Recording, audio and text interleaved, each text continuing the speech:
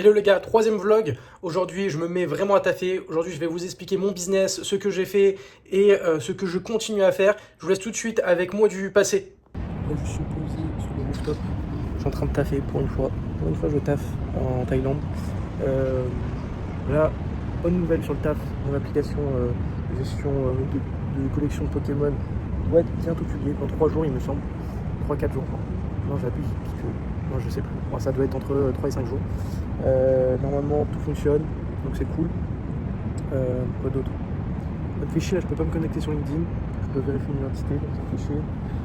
Je sais pas, voilà. Je me suis levé grave tard aujourd'hui, ça me fait chier. Je me réveille avec, je sais pas, mais genre je suis KO au me réveil. J'ai l'impression de mal dormir. Je sais pas si c'est la clim, si c'est autre chose, mais c'est vraiment horrible.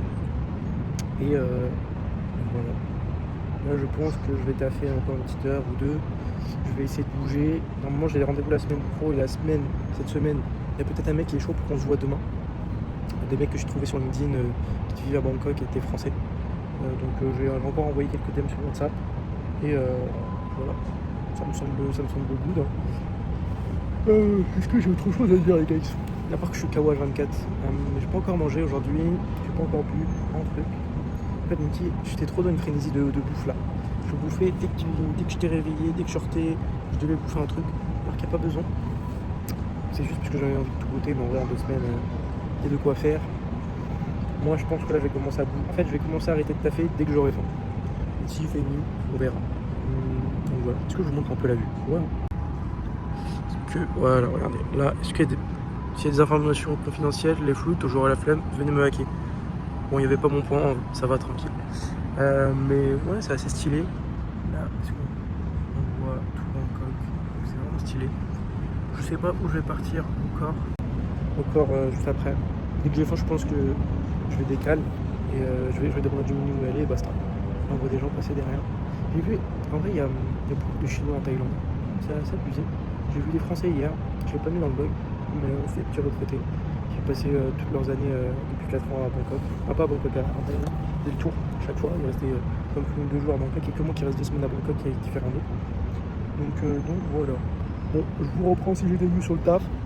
Ici, je passe à bouffer manger. De toute façon, je vais un peu plus détailler le taf dans les prochains vlogs. Vu que ça va être publié, je vais pouvoir plus avancer.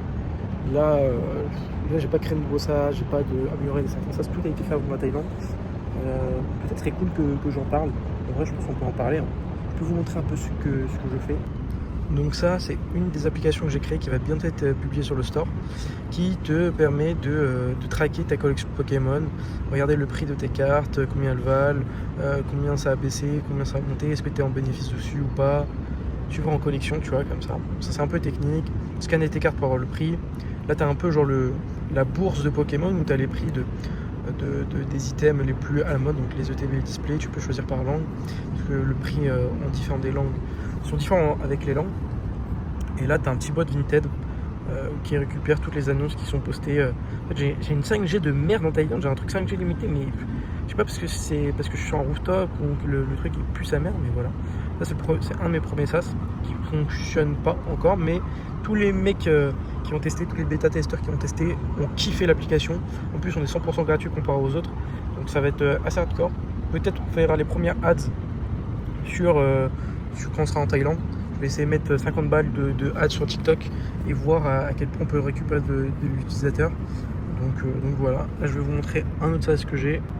Ça va parler à très peu de monde par rapport au cold emailer, mais en gros ça permet, est-ce qu'on peut regarder un peu le tuto que j'ai fait, ça te permet, en vrai ça va pas parler si vous êtes pas dessus, ça te permet de résoudre des captchas. En gros il y a des solutions qui s'appellent Mailing Black, moi j'ai renommé mon SaaS Mailing Hack, qui permet de, quand on t'envoie un email, de ne pas le recevoir directement dans ta boîte email, mais tu vas avoir un captcha qui va t'envoyer à la personne qui t'envoie un email et il faut résoudre le captcha.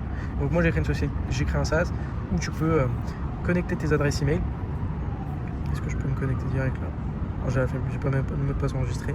En gros, tu peux connecter tes adresses email de plusieurs façons et nous on va récupérer les bons liens et résoudre le captcha. Comme ça augmente ta délivrabilité. En vrai, sur certains secteurs, ça peut augmenter vraiment beaucoup ta délivrabilité, donc c'est cool. Ça s'appelle mailing-hack.fr.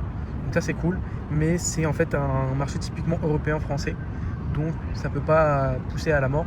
Et ça, je je sais pas, je dois être combien en MRR parce que tout le chiffre d'affaires, je l'ai fait sur la première semaine de la sortie. J'avais fait entre 6 et 7K avec les forfaits annuels, les forfaits mensuels, etc. Mais donc, je pense avoir déjà pris une grosse partie du marché avec ça, quoi. Et c'est pas non plus hyper difficile techniquement derrière. Donc, en théorie, si tu veux recréer mon truc en interne, je pense que je le fais très facilement. Il faut juste prendre le temps. Et de toute façon, le SaaS, c'est toujours jouer sur à combien de temps l'utilisateur peut prendre pour faire la même chose que toi. Est-ce qu'il serait plus rentable de prendre un abonnement? Si c'est oui, c'est un bon SaaS. Est-ce que j'ai un autre SaaS? Yes, mais bien sûr, j'en ai un autre. Ça, c'est un SaaS qui permet de scraper carte market. Est-ce que... J'ai trop la flemme de flouter. Card Market, c'est un site qui répertorie pas que du Pokémon, du Yu-Gi-Oh, du Magic, tous les jeux de cartes, les jeux de cartes qu'on s'appelle NBA, tout ça. Et en fait, j'ai créé une API parce qu'elle n'existe pas, en tout cas, elle n'est pas dispo au public pour récupérer les informations de Card Market. Et donc ça, en vrai, c'est un truc qui peut faire assez d'argent, mais j'ai pas encore commencé la prospection sur Reddit parce que j'ai jamais fait. Mais ça, en vrai, je pense que ça peut ramener un petit billet à voir comment prospecter. Parce que je pensais que sur Reddit et j'ai jamais fait ça. Donc à voir. Donc voilà. Après bon, j'ai une agence de cold call, de prospection en général. Hier j'ai un client qui m'a demandé une base de données à 2000 €. Ça me prend une soirée à faire. Ça c'est où j'ai fait beaucoup d'argent ces derniers mois. En vrai c'est pas un truc chez la plupart des grosses où ils font des gros hackers qui vont faire beaucoup d'argent. Parce que c'est une question de volume. En fait c'est très bénéfique. Parce que tu prends beaucoup d'argent et en fait tu as un taux de marge qui est vraiment intéressant, mais c'est pas des missions que tu as tous les 4 matins. Je pense les seniors, les mecs qui sont là depuis 10 ans, ils doivent avoir des missions tous les 4 matins, mais un mec comme moi qui est là depuis 1 an, pas trop. Voilà. Après en gros on fait en sorte d'avoir les R1 de plein d'entreprises et plein de secteurs différents. Là du coup moi ma mère elle travaille pour moi parfois, elle travaille avec un autre client parfois, et j'ai 4, 5, 6 sales qui travaillent pour moi, qui vont faire du cold calling. Je fais pas beaucoup d'argent sur le cold calling, mais c'est histoire de rentrer dans le process interne. Et dès qu'on est dans le process interne, en fait c'est trop facile de upsell sur plein de produits.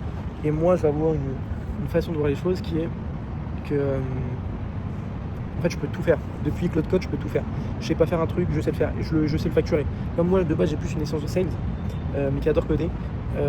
Genre on m'a proposé de faire des landing pages, je savais pas faire des landing pages, je savais. Et en fait j'ai su en bout d'une heure quoi.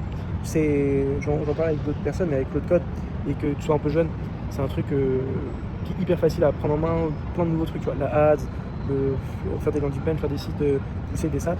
Si tu es jeune et que tu as un profil sales, je pense que c'est vraiment les nouveaux riches. Je dis ça parce que c'est aussi j'ai un biais, parce que je suis ce genre de personne, mais parce que en fait, t'es pas ancré dans ton cerveau, plus t'es vieux, plus t'as du mal à aller vers la nouveauté, ça te demande une énergie mentale hyper poussée, alors que quand t'es jeune, la nouveauté c'est pas un truc qui te dérange, ça te dérange mais beaucoup moins qu'un vieux quoi. Et du coup en fait t'es beaucoup plus à même de dire oui alors que tu sais pas, et t'apprends sur le tas, et quand t'apprends en fait t'apprends 10 fois plus vite qu'un mec qui est vieux, c'est pour ça. Et si t'es sales, en fait tu sais vendre tout, et tu sais pricer tout, donc ça peut être hyper rentable. Moi ma boîte elle fait pas beaucoup de CA, mais elle fait beaucoup de bénéfices, tu vois. Je vais pas donner mes chiffres ici, parce que peut-être il y a des concurrents qui regardent, mais si vous venez en privé, ou si on se parle, si vous venez à Bangkok, si on se voit sur Paname, je peux vous donner les chiffres. Mais en gros là, sur les 3 derniers mois, j'ai dû faire quelques dizaines de milliers d'euros en bénéfices, en taffant entre 20 et 35 heures pour mes clients. Après je taffe beaucoup plus parce que je fais plein de projets perso, et pour mes clients je taffe pas tant que ça par semaine. Voilà. Je dois un peu plus de... Allez, je donne une fourchette, j'ai entre 20 et 80 cas de bénéfices. Grosse fourchette, mais fourchette quand même. Voilà. Bon, je pense que je vais continuer à taffer. Dès que j'ai fait, on se retrouve souvent au 7-Eleven ou dans un resto. Ciao. Bon les gars, je vais pas encore faire, mais je vais me chercher un maillot à Decathlon. Et là bon, je taffé banquier. Bon, j'ai jamais tout à fait mieux chez moi, ça c'est clair et net, mais j'ai quand même un peu taffé. J'ai peut-être un rendez-vous demain avec un entrepreneur. La semaine pro avec une meuf qui travaille dans une boîte en Thaïlande. Et donc voilà. Là je vais retourner à la case et ça va être parfait. Hello les gars, le vlog était trop court, j'ai fusionné 2 jours. Donc voilà, je vous laisse dans le centre commercial, la rue Montgalais de chez Bangkok. Voilà. Les gars, on est dans le centre commercial le plus big de l'électronique. Je vais vous montrer un peu. Mais là je suis en train d'interviewer, mais je me dis, un clavier en AZERTY, c'est impossible à trouver ici. Mais bon, on va voir. Putain, il y a des PC gamers, mon gars, c'est quelque chose. Bon les gars, j'ai retrouvé mon secteur de charge. Je pense pas que je vais trouver de clavier ici. donc j'abandonne. Mais en vrai de vrai, ça pue un peu sa mère. En fait, t'as tout au même endroit, mais c'est des prix normaux quoi. C'est des prix vraiment hyper basiques. Je sais pas si ça vous parle, mais genre comment ça s'appelle, rue Montgalet à Paris, c'est la même chose. Les prix ils sont pas exceptionnels, c'est juste c'est grand, t'as plein de trucs au même endroit, mais il n'y a rien d'exceptionnel. J'ai payé mon secteur, c'était affiché à 900, il me l'a fait à 600, ça m'a coûté 15 balles.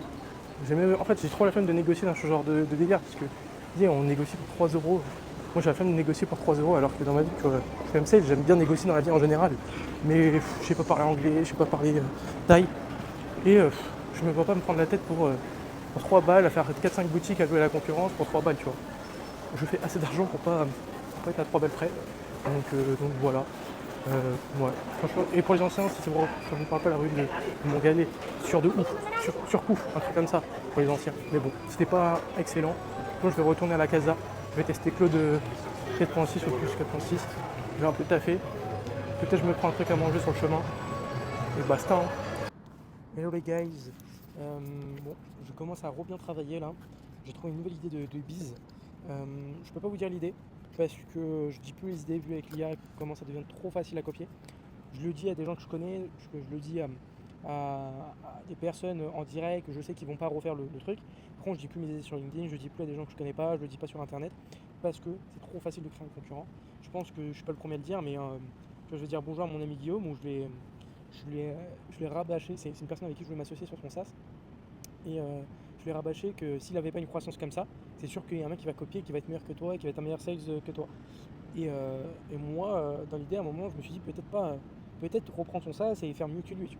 Bon, j'ai eu d'autres idées et je me suis rendu compte peut-être de la limite où ce truc où je serais pas vraiment excellent. Je pense qu'il y a vraiment d'autres business où je peux être vraiment excellent et faire tout autant d'argent. Ça m'évite de voler l'idée d'un mec, je le Guillaume.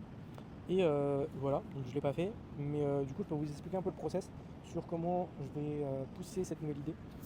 Vu que là mon SaaS Pokémon je peux rien y faire avant qu'il soit sur les stores, il faut que je trouve d'autres trucs à faire et j'ai un peu la flemme de continuer l'agence de prospection. En fait c'est sympa mais c'est pas. Ça fait de l'argent mais j'aime pas. En vrai j'aime pas trop staff donc ça me fait un peu chier. Même si je trouve ça ok mais voilà.